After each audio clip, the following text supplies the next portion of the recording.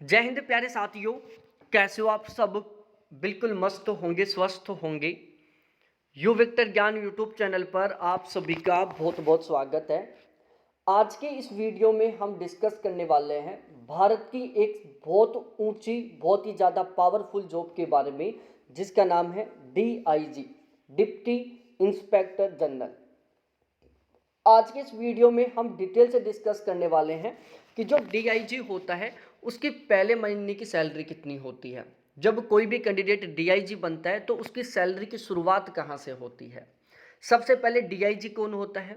देखो, डीआईजी कभी भी डायरेक्टली वैकेंसी से नहीं बनते। ऐसा नहीं होता कि चलो एक वैकेंसी आई है डीआईजी की, उसमें आपने फॉर्म अप्लाई कर दिया और एग्जाम पास करके इंटरव्यू देके आप डीआईजी बन गए। नहीं, डीआईजी एक प्रमोटेड पोस्ट है।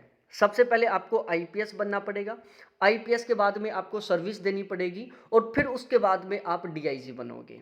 तो डीआईजी कभी भी डायरेक्टली नहीं बना जाता, बल्कि डीआईजी बनने के लिए सबसे पहले आईपीएस बनना पड़ता है और फिर एक बहुत बेहतरीन तरीके से सर्विस देनी पड़ती है और उसके बाद में डीआईजी बना जाता है। ठीक है। आपने बहुत सारी बार देखा होगा, जब आपके जिले में डीआईजी आता है तो वहां पर एक अलग ही तरीके का माहौल बन जाता है। जो पुलिस फोर्स है वो बहुत खतरनाक तरीके से तैनात हो जाती है। जो क्रिमिनल है ना, वो तो समझो उस जिले को छोड़कर चले जाते हैं।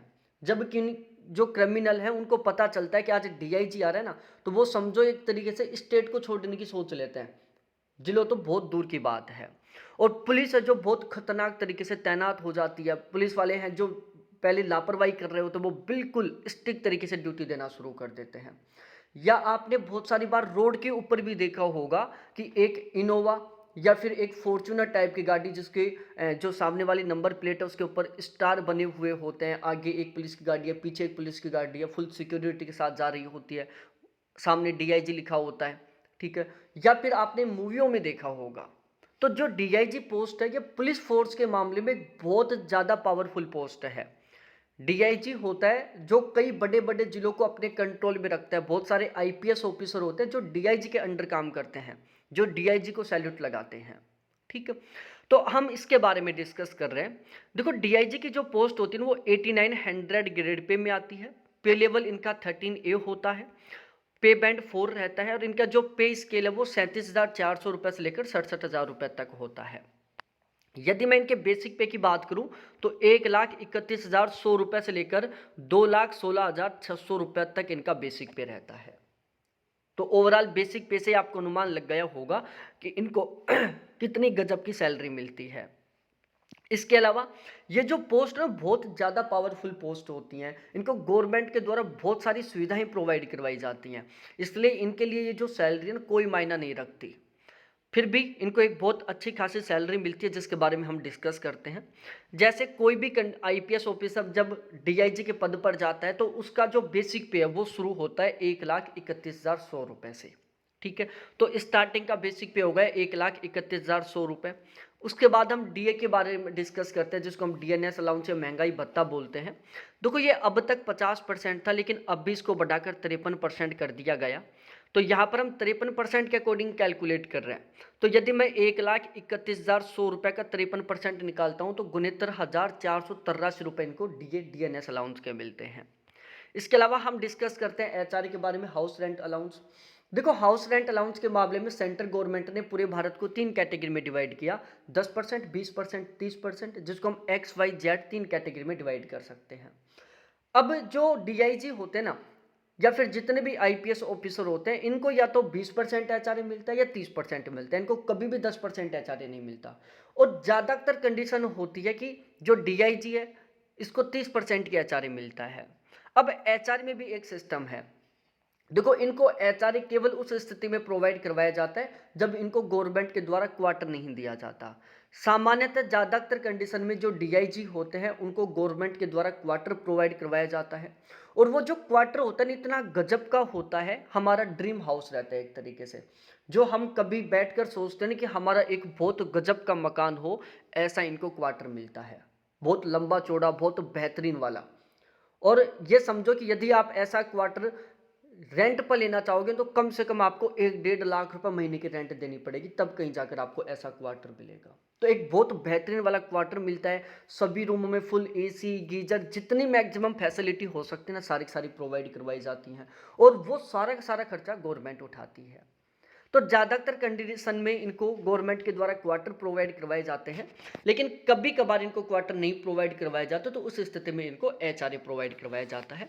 तो यहाँ पर हम एचआरए कैलकुलेट कर रहे हैं, 1,31,000 का 30% निकालते हैं तो 39,330 रुपये बनता है। और ये समझो एक जो डीआईजी का क्वार्टर होता है ना, उसका बिजली का बिल आ जाता है लगभग इतना। तो इतनी ज़्यादा फैसिलिटी होती है वहाँ पर।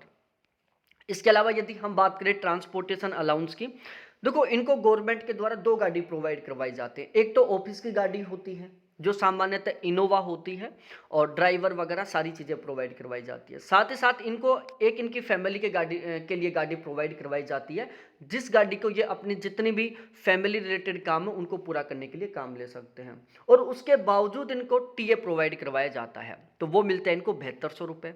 डी ऑन टीए मिलता है इनको 3600 रुपये। एक FFA नाम से अलाउंस है जिसके मिलते हैं इनको 13,500 रुपये।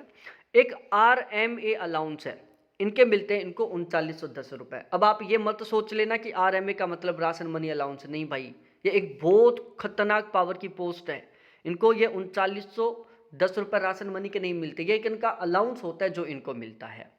तो इन सभी को मिलाकर इनके पहले महीने की जो ग्रोस सैलरी है वो बनती है 2,68,123 रुपये, जो कि आप देख सकते हो एक बहुत ही अच्छा खासा अमाउंट बना है। उसके बाद इनकी सैलरी में कटौतियाँ होती हैं। NPS के करते हैं इनके 20,058 रुपये, CGEGIS के 200 रुपये करते हैं, और इनकम टैक्स करता है 55,416 रुपये का। तो टोटली कुल मिलाकर इनकी कटौती होती है 75,674 रुपये की। बहुत सारे कैंडिडेटों की तो इतनी लगभग 15-20 साल की सर्विस के बाद सैलरी बनती है, जितनी इनकी यहाँ पर कटौती हो रही है। 55,416 रुपये इनका इनकम टैक्स कट रहा है। तो टोटली कट पिट कर इनके अकाउंट में कितने ट्रांसफर होते हैं, तो भाई इनकी ग्रोस सैलरी है 2,68,123 रुपये, और टोटल डिडक्शन हो गए 75,674 रुपये।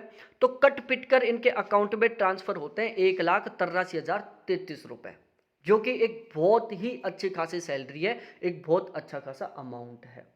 और इसकी सैलरी में जो इंक्रीजमेंट है वो बिल्कुल उसी तरीके से होता है जो बेसिक पे हर साल 3% के अकॉर्डिंग बढ़ता है। DA साल में 2 बार बढ़ता है, एक बार जनवरी में, एक बार जून जुलाई में। तो ओवरऑल सैलरी में भी बहुत बेहतरीन तरीके से इंक्रीजमेंट होता है, बहुत अच्छी खासी पावरफुल पोस्ट है, और कुछ ही समय DIG के पद पर रहते हैं, उसके बाद में इनका प्रमोशन हो जाता है, फिर इनके और भी खतरनाक लेवल वाला हायर पे स्केल लग जाता है, फिर इनकी जो सैलरी है ना वो एक साथ 10-10, 15-15 हज़ार रुपये बढ़ना शुरू हो जाती है। तो ये सारा सब कुछ आपको अच्छे से समझ में आ गया होगा, आपको यहाँ पर कुछ नया सीखने को मिला होगा, कुछ नई जानकारी प्राप्त हुई होगी। वीडियो आपको अच्छा लगा हो, आपको मोटिवेशन मिला हो, तो प्लीज़ वीडियो को लाइक करो, अपने सभी दोस्तों के साथ ज़रूर शेयर करो, चैनल को ज़रूर सब्सक्राइब करो। बहुत बहुत धन्यवाद सभी साथियों को देखने के लिए। Thanks, bye.